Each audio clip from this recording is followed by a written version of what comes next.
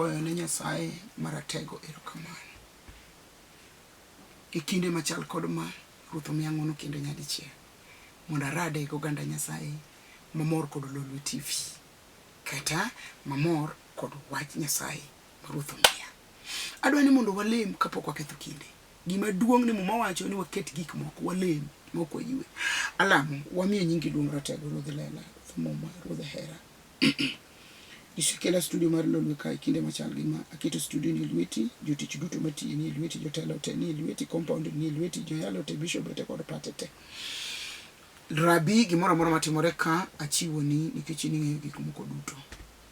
Injili madwa yalo ni en mari. An onge gima ng'eyo kendo onge giga gik man go te gin gigi. Koro adwa kawo gigi mondo mi jogi koro wuo kodgi Ruoth. Emidwaro ni otimre e nying Yesu Kristo ja Nazareth. Amen. Chunya opwoyo Nyasachwa. Kaw muma wasom kodi. Achaka dugu kendo dichuo moro nyogochona. Mwachana ni wach mane wacho Jumapil. Kata wuoth to wiye ok ti. Doge chake wacho medo rwakore ngimana. An ma an kane an mar ji. Koro dwaro mar ji owinjo adhigo koluwore kod dwaro mar Roho Maler. Koro mano wach ma kik chandi nikech an ng'at ji, an ng'at ji. Umiya dwaro mondo awach manyocha wacho juma cha, but koro adhi wache in a different way. Yani adhi somo mumbe mopogore. Nikech an be ok dwaro mondo akos ne ng'ato. Ok adwaro mondo gima ng'ato dwaro madwa konyi nikech akia kata ng'atno ema Nyasache adhi waro. Mabed jatich Nyasaye kata en jatich Nyasaye to Ruoth dhi mede promotion akia. Koro ayie mondo atim dwaro mar ng'ato. Ma emomiyo analema ni ji analema bora ni kwani dwa lemo wan walemo wadhi adhiya aonge chandruok. Okay, adwaro mondo awuo kuom muma mar jong'ad bura auchiel matindo 15 kadhi piny to Roho Maler biro konya wache an kod gima tindo gi ng'eny to Ruoth ang' nokonya mondo wadonj warom apako duong'ne. Gideon nodwoko niya, to Ruoth, ere kaka dares jo Israel? Dhodwa en dhot matinie moloyo dho udi duto mag Manase, to bende an mana ng'at marach moloyo e dhodwa. Nyaka kama intie samoro nyanenori ka gima ok in. Kata gima dimi Nyasaye be onge. Kata kaka didhi e kanisa bende onge. E ndalo manatin kanonyuola to mamwa gini ne jochan kabisa. Wan dala wa kamonyuola ne wan jochan mogik cha. Koro an nadhiga e school, primary. To naonge kata nanga. Wi ok nyal wil. Chieng' moro adhi e school kalaw amboka ngikaw yiech. Koro nago chomo. Pino be onge, pesa mang'iewo go pino ne be onge. Koro nago tweyo gi nanga. Koro anduk. Madhi e school ma japuonj moro iluongo ni Mr. Badu Wuod Kanyada. Wachna wach moko anyalo wacho e TV ka. Nothing kabisa. In fact nothing. To ni wadhier. Koro jali wacho ne Nyasaye ni to an Nyasaye. Dhodwa tin moloyo tani ng'at marach moloyo marach yani ng'ama onge gomo dhier mantie kanyo en tiji ochaye. In be samoro ji ochayi to winji nitie kama Nyasaye dwari. Ruoth Nyasaye nowacho ne niya, inilogi mana ka gima gin ng'at achiel. Gideon nokone niya, ka iyie kodak adier to timna gima nyisa ni in ema iwuoyo koda. Yie kik yaka nyaka akel ni chiwo moro mondo aket e nyimi. Nodwoke ni abiro riti nyaka iduogi. Apako duong' mar Nyasaye. Mane thon wach ma an go. Gideon neno kurach oonge kore, oonge pesa, oonge mwandu, samoro oonge ot, maro akia gima no oonge go, oonge dhako, oonge nyithindo, oonge lewni mabecho, oonge wuoche. No nenore ng'at marach. An ka mondo awachni, kama inene gikeno ema Nyasaye dwaro. Kama intiere no ema Nyasaye dwaro. Rach ni no ema Ruoth oseyiere go mondo ibed ng'ato. Yeye dhi Nyasaye kirach kamano. Gideon kone niya, kare ka in miwachona ni kata rach abiro lo jogi, rita Rita tim gima nyisi rita. Oneno ko onge go kaka do tim ne Nyasaye misango. Okia onge go. Samoro ka yalo chiwo kata tiyo ne Nyasaye kata timo ne Nyasaye misango to yonge go adier. Lakini Nyasaye neno matin ma in gono. Yesu no neno dhako cha kugolo hela. Yesu no kwa ne jachiwo moloyo joma nogolo tarawa. Gima in go Ruth ong'eyo. Samoro in gi million tijifanya ni onge go Ruth ong'eyo. Samoro in millionaire inigo tijifanya ni onge go Ruth ong'eyo. Onge gima Nyasaye kia. Nyasaye ong'eyo nyaka kwan mari yewiwa. Nyasaye ong'eyo nyaka ndama ma wakao. Ong'eyo. Winjina. Nyasaye ong'eyo nyaka paro ma kiny ni par kiny. Ka il pok ing'e ni kiny ni pare. Ruth ong'eyo. Nyaka kaka yalo ni nitie gima iwacho kuoma. Ruth ong'eyo. Koro kata ina millionaire, don't worry. Gol gigi tini go Nyasaye. Gideon kone ni ya wanuoni. Ruth Nyasaye no wachene ni ya anabedi kodi initie jo media. Ini logi mana kagima gini ngata chia. Jo median. Tiene ni nitiri gima Nyasaye dwaro kum Gideon. Gideon ne pod kia. Kore kati mar wach ni nitiri gima Gideon wacho ne Nyasaye. Wacho ne ni ya. Gideon no kone ni ya. Ka iye koda adieri. To timna gima nyisa ni in ema Owuoyo koda. Iye kiki yaka. Nyaka akel ni chiwo moro mondo aket e nyimi. Nodwoke ni abiro riti nyaka iduogi. Chiwo moro. Hajalishi. Nyin chiwo machal nade. Chiwo moro. Ene ng'at dhod gi matinie moloyo. To ene ng'at marach rachie. Ounge go. Ng'ama rach racho jachan. Geno onge kume. Bende kuma ji songo dhi ong'eni okosongi. Rach. Kamuluongi ji okobed invited. Nikech rach. To wacho. Ni kaine miwuok koda kata rach. Kamate yiera dier oganda. Rita nyaka duga kel ni chiwo. Awuoyo kuom chiwo metimo ne Nyasaye. Chiwo mimiye Nyasaye. Okoni koro Rita. Bayalo kamunda nyisi ni Nyasaye riti. Pudo riti. Gimomono Nyasaye timo ni oriti. Monde miye chiwo. Gimomono dwoko biro. Oriti. Momela moto dwoko onge. Oriti. Gideon koni koro Rita ka. To kona biro riti nyaki duogi. Nitakungoja mpaka urudi. I will wait for you until you come back. Rita ariti. Monda kel ni chiwo moro. Apenji osiepna. Edwa miyo Nyasaye ang'osani. Chiwo mominga Nyasaye ema Nyasaye tiyogo. Kamano Gideon nodhi moya nyadie.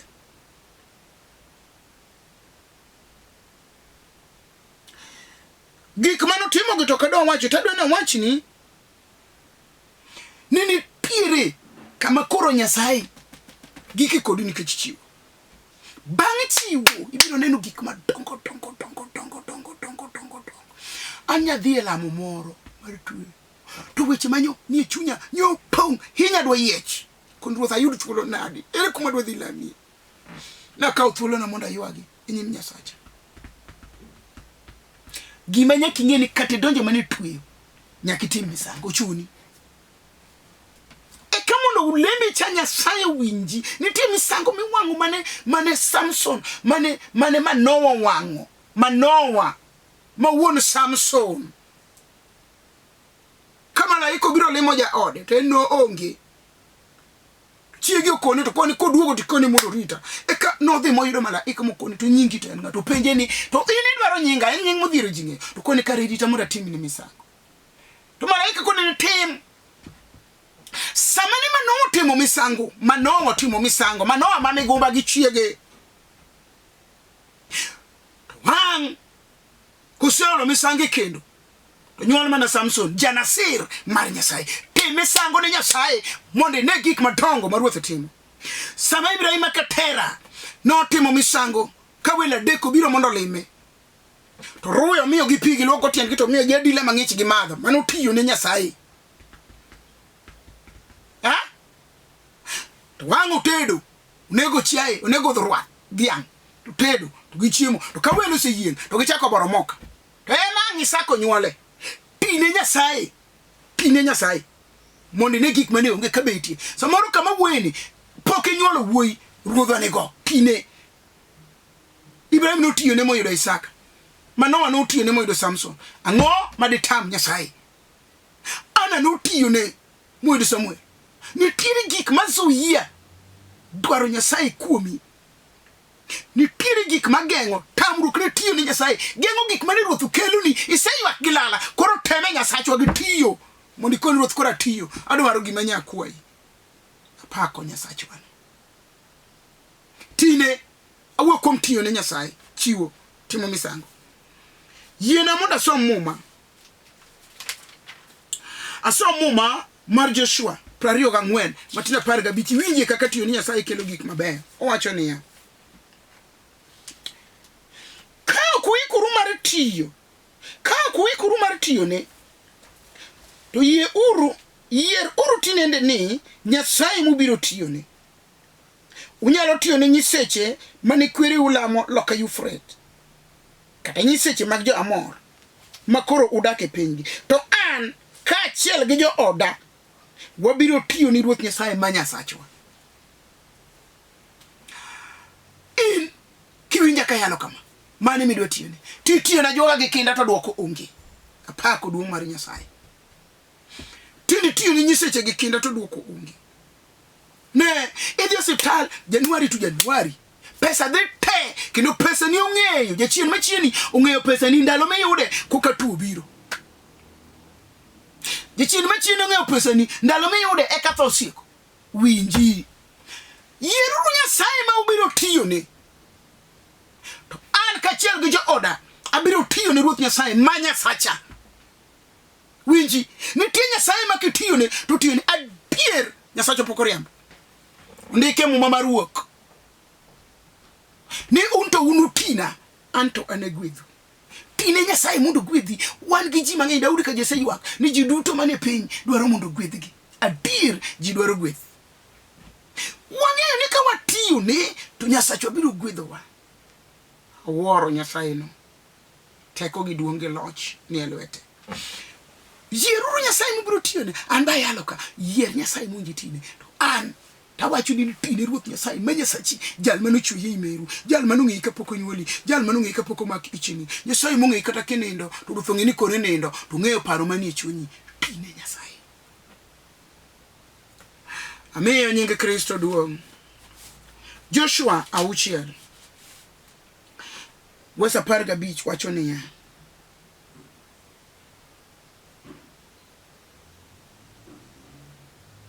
jong'ad bura 6, sorry for that. Jong'ad bura 6 matindo 15 6:15. Adwa ni som ga koda muma kendo ndiki ga kamoro to ndiko ni Bishop Nereah ko chiemo re paro gima na wacho. 6 wacho niya, verse 15 wacho kama,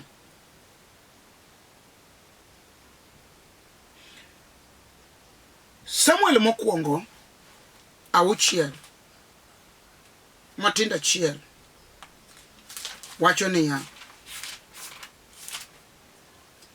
6 matindo 1 wacho niya, kane sanduku mar Ruoth Nyasaye osebedo e piny Filistia moromo dweche 7, jo-Filistia noluongo jodolo kod ajuoke mopenjogi niya, watim ang'o ni sanduku mar Ruoth Nyasaye? Nyiswa uru gima dwadwokego kuma ne entie. Negiwachone niya, kudwoko sanduku mar Nyasach Israel to kik udwoke nono, to chiwne uru mich mar puodho richo, eka unukuo kendo unung'e gimomiyo ok onyal weyo sanduku. Negipenjo niya, en mich machal nadi monego wamiye? Negidwoke niya, onego umiye gik moko 5 mag dhahabu moket gi buche mane okuodu kaachiel gi oyieyo 5 molos gi dhahabu moromo kar kwan ruodhi mag jo-Filistia. Bas, ma thuon wach madwaro. E ndalo moko mokalo higni manene, ndalo mag muma, sanduku mar Ruoth Nyasaye jo-Filistia nokawo momayo jo-Israel. Eka sanduku nochako sando jo-Filistia. Sanduku nduka nono, sanduku Ruoth Nyasaye, sanduku muma mar Nyasaye. Nochako chando jo-Filistia. Negitemo, by all means notamore.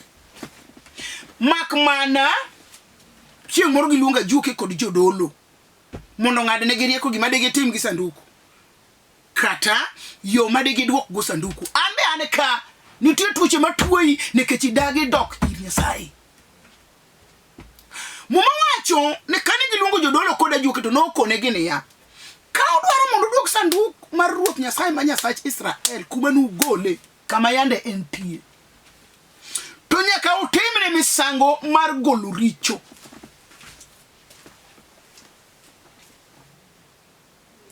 Kudwoko sanduku mar Nyasach Israel to kik udwoke nono to chiwne urumich mar puodho richo. Koro nitiere gima ng'ato nyalo miyo Nyasaye adier wan ji.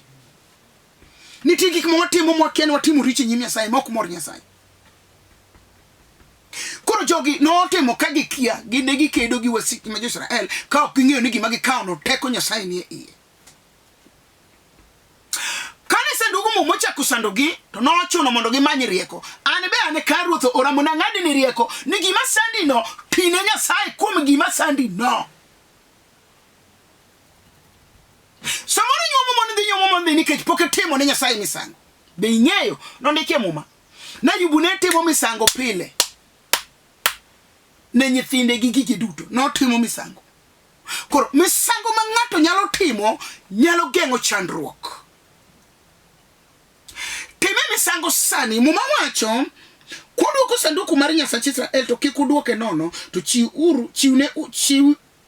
uru mich mar puodho richo. Nitiere mich minyalo chiwne Nyasaye mar puodho richo nikech adieri wan ji wanyalo wuotho nyim Nyasaye ka wakia ni watimo richo. Mana adieri makende. Awora kaka ntakatifu kare nitie nyaka paro maseparo mok mor Nyasaye. Awuoro kaka ne mabede sunagogi ane polo piach to kare wang'ose neno gik mok mor Nyasaye. Ita bendo sewinjo kaka ji wuoyo kuom sunagogi mabede michunyo dhi orwako. Koro jogi wacho jodolo kod ajuoke no wacho negi gima wuoro ni nyaka juoke ng'eyo ni Nyasach nyiseche nyaka timne misango.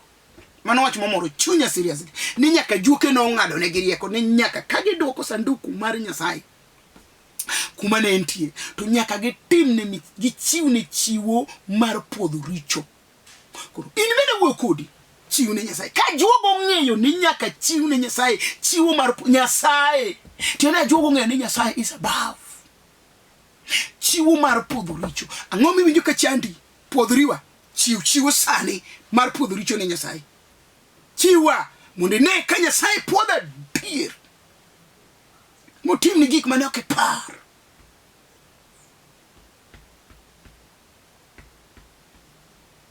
Nitiere Nyasaye ma kitiwone to biro puodho richo ni kata sama bidini. Muma wacho Muma mokadhi som ne kata mana nyulo ne ok umiya. Anyulo apoth ming'wede lum ma ji ochayo mabe galagala man gi galagala onge kata sura. Ema Muma wacho ni kata mana nyulo ne ok umiya. Anyulo nyamina poth. Kare Nyasaye winjwa mi gik moko te mawango. Nyasaye Owuoyo Kod amemba na more church mama maera hinya to kone ni winjo isewuonda pile ni golo na chiwo mar achiel kuom apar. Adier mama no kagola achiel kuom apar en joala maduong' oli to golo siling 200 kama pile ok chorre to dog chien en kanyo. Kora na wacho ok da wuok ng'ato kuom tiene Nyasaye ipuonje ndema kodagi winjo wachne mano adholo ne Nyasaye kanyo. Nyasaye no dhi wuoyo kode moko ni winjo an Ruoth Jehova Nyasaye manyalo gik moko duto ok wuonda iwuotho ga diere nyima. Chakre kawuono ohala migoyo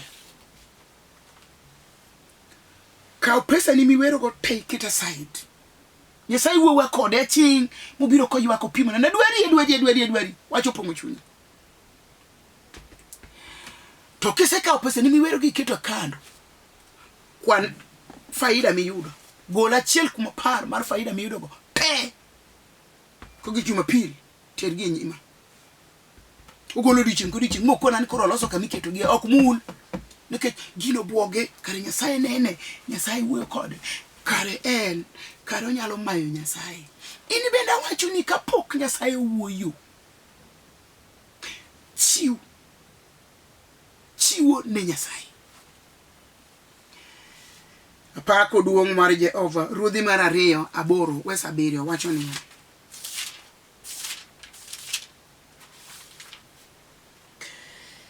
chieng' moro Elisha nodhi Damaski moyudo ka Ben-Hadad ruodh Aram tuo. Kane ruoth owinjo ni ng'at Nyasaye obiro, nowacho ni Hazael niya, kaw mich idhi rom godo ni ng'at Nyasaye kendo ikwaye mondo openj ruoth Nyasaye ka abiro kuo. Be iwinjo wacho? Kare gik mimiyo Nyasaye nyalo kelo kuo mar ng'ato, nyalo medo ng'ato ndalo, nyalo miyo ng'ato ngima. Ogolo chiwo to miyo jatichne rom nago gi ng'at Nyasaye. Ng'at Nyasaye ema tero wach ir Nyasaye. En emimiye chiwo mana kolore gi wama somo sani. En emoterne chiwo. To ruoth wacho ni penje nago ko neno penje na Nyasaye wach ni ba biro kuo. Kare nitiere mich makichiwo nyalo mi bet mangima. Nitiere mich makichiwo to nyalo goli lwet bonde. Nitiere mich makichiwo to goli lwet jela. Nitiere mich makichiwo to golo pinge lweti. Nitiere mich makichiwo to yawo inyol. Nitiere mich makichiwo to golo tuoche. Nitiere mich makichiwo to medi ngima. Ing'eyo no ndike momo ka dhisomo. Hezekia kano setiyo ne Nyasaye. Koro tuo dhi tho. Uruje nabi Isaya. Mundu dhi wachne. No biro tho moko no kuo. Pog mwandu ne joge. E sama no winjo no biro tho moko be kuo no loko ng'e kor ot. Ko umore ko penjo Nyasaye. Ruoth pare kaka setiyo ni gi. Asetiyo nyimi gi gadiera. Asebolora nyimi katiyo ni gadiera. Nyasaye. Nyasaye. To nitiere weche madongo manokwano ne Nyasaye. Watu udhi otumu chuny Nyasaye, tiyo ne Nyasaye, udhi otumu chuny Nyasaye. Ko majal matiyo naka. Amede higa 15 kare tiyo ne Nyasaye. Nyalo medi ngalo, nyalo medi promotion, nyalo medi mwandu, nyalo yauni yore, nyalo mi gedi, nyalo mi ilo tiyo ne Nyasaye. Nyalo mi dagi kothi gi kwe. Mawacho kamano Hazael nodhi romo gi Elisha kotero ne mich mang'eny mogolo Damaski moromo ngamia 40 ting'o. Kane oromo kode nochung' e nyime mowacho ne niya, Ben-Hadad ruodh Aram ma nyathini oora ni mondo apenji kobiro kuo. Yani iwinjo mich mano chiu ne jatich Nyasaye modhi romgo gi jatich Nyasaye mondo mi openja ka Ben-Hadad nyalo kuo. Penjo pech moromo ngamia 40 ting'o. In Nyasaye marom nade madimi ruoth kel duoko. Kine moro na yalo chiu mar giko higa piny moro mama moro nokelo na kamis moti marachar mo aira char mo bire grey to yet nyaka malo to mipira onge ni mane chiwo momiyo Nyasaye. Mana chaya, mana wang teko, mane kenga mitiyo ne icha Nyasaye.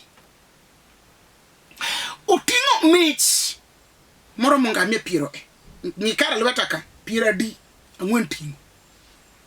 Idhi rom go gi ng'at Nyasaye mondo lamnego mondo kuo. Elisha nodoke ni dhiyo iwach ni obiro kuo. Chiwo cha mich mo oro ka tiyo ne Nyasaye mutiyo ne omiyo Nyasaye wuoyo gi Elisha kono ni dhi kone nobiro kuo.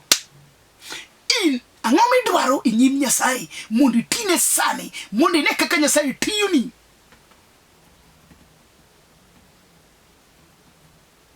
Nike muma mar Ayub ni malaika maparo ne ji tich muji gi tinyalo wacho niya an gi gima mar go ngimane okowinjo dhi e pinjo motho tieni ka ng'ato osetiyo ni Nyasaye timiye malaika ma bedo ne lawyer wakili ne bang' tiyo ni Nyasaye timiyi wakili ma step ka step migo in gi wakili momiyi nikech itiyo ni Nyasaye.